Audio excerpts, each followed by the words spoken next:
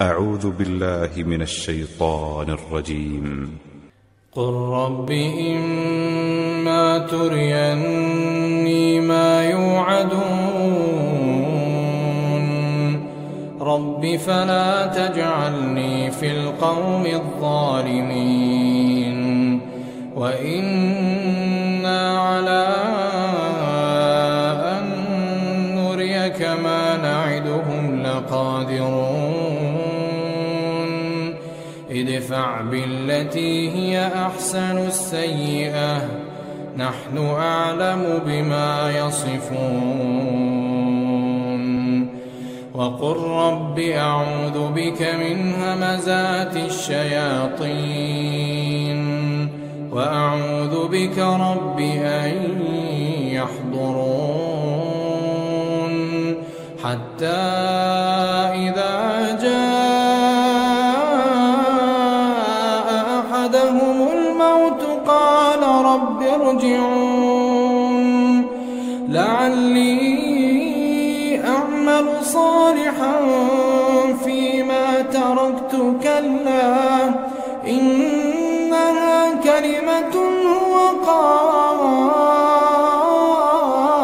قائلها ومن ورائهم برزخ إلى يوم يبعثون فإذا نفخ في الصور فلا أنساب بينهم يومئذ ولا يتساءلون فمن ثقلت موازينه فأولئك هم المفلحون ومن خفت موازينه فأولئك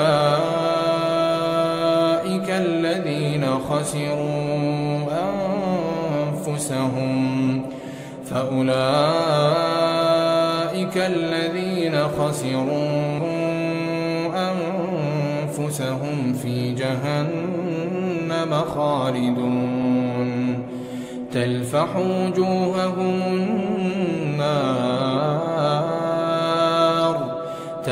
وجوههم النار وهم فيها كالحون ألم تكن آياتي تتلى عليكم فكنتم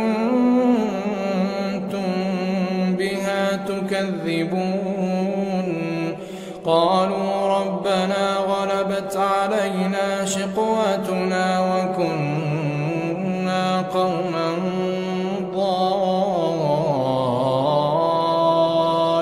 ضالين ربنا أخرجنا منها فإن عدنا فإنا ظالمون قال اخسئوا فيها ولا تكلمون إنه كان فريق من عبادي يقولون ربنا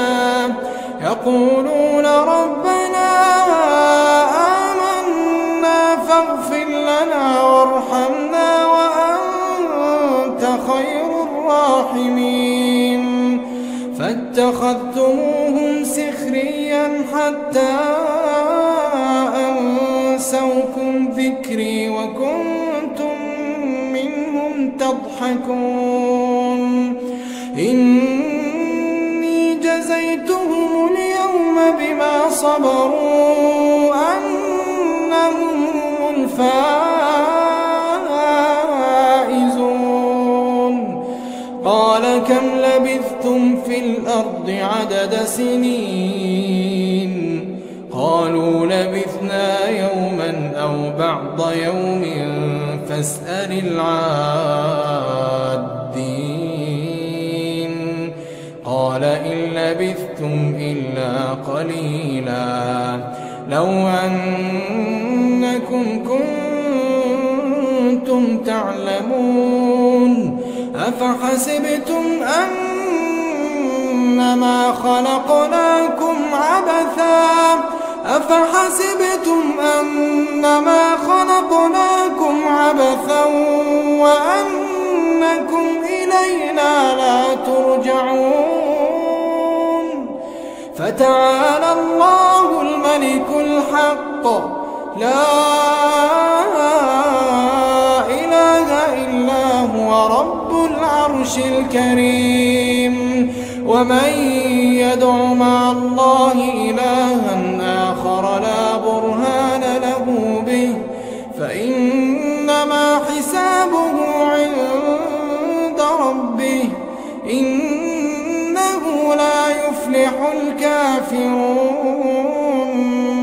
وقل رب اغفر وارحم وأنت خير الراحمين.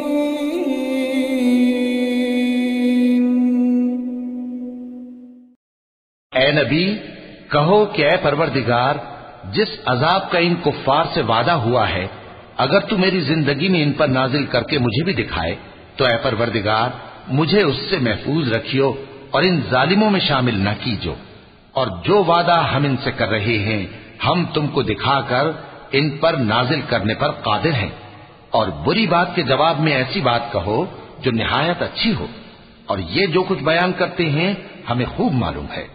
اور کہو کہ اے پروردگار میں شیطانوں کے وسوسوں سے تیری پناہ مانگتا ہوں، اور اے پروردگار اس سے بھی تیری پناہ مانگتا ہوں کہ وہ میرے پاس آ موجود ہوں۔ یہ لوگ اسی طرح غفلت میں رہیں گے یہاں تک کہ جب ان میں سے کسی کے پاس موت آ جائے گی تو کہے گا کہ اے پروردگار مجھے پھر دنیا میں واپس بھیج دے تاکہ میں اس میں جسے چھوڑ آیا ہوں نیک کام کیا کروں۔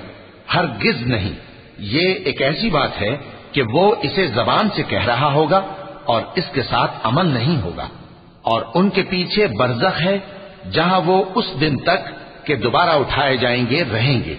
پھر جب سور پھونکا جائے گا تو نہ تو ان میں قرابتیں رہیں گی اور نہ ایک دوسرے کو پوچھیں گے۔ تو جن کے اعمال کے بوجھ بھاری ہوں گے تو وہی کامیاب ہیں، اور جن کے بوجھ ہلکے ہوں گے وہ لوگ ہیں جنہوں نے اپنے آپ کو خسارے میں ڈالا، ہمیشہ دوزخ میں رہیں گے۔ آگ ان کے چہروں کو جھلس دے گی اور وہ اس میں بد شکل ہو رہے ہوں گے۔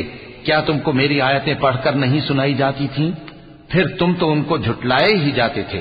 وہ کہیں گے اے ہمارے پروردگار ہم پر ہماری کمبختی غالب آ گئی اور ہم رستے سے بھٹک گئے، اے پروردگار ہم کو اس میں سے نکال دے، اگر ہم پھر ایسے کام کریں تو ظالم ہوں گے۔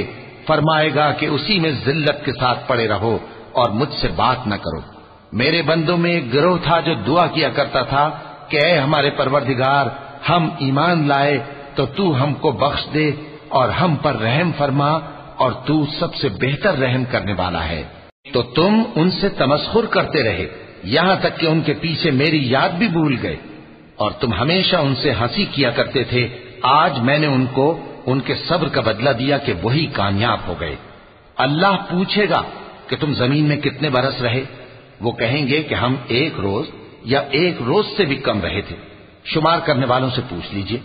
اللہ فرمائے گا کہ وہاں تم بہت ہی کم رہے، کاش تم جانتے ہوتے۔ کیا تم یہ خیال کرتے ہو کہ ہم نے تم کو بے مقصد پیدا کیا ہے اور یہ کہ تم ہماری طرف لوٹ کر نہیں آؤ گے؟ تو اللہ جو سچا بادشاہ ہے اس کی شان اس سے اونچی ہے، اس کے سوا کوئی معبود نہیں، وہی عرش کریم کا مالک ہے۔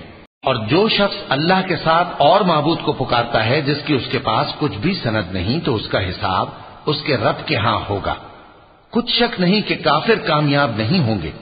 اور اللہ سے دعا کرو کہ میرے پروردگار مجھے بخش دے اور مجھ پر رحم کر، اور تو سب سے بہتر رحم فرمانے والا ہے۔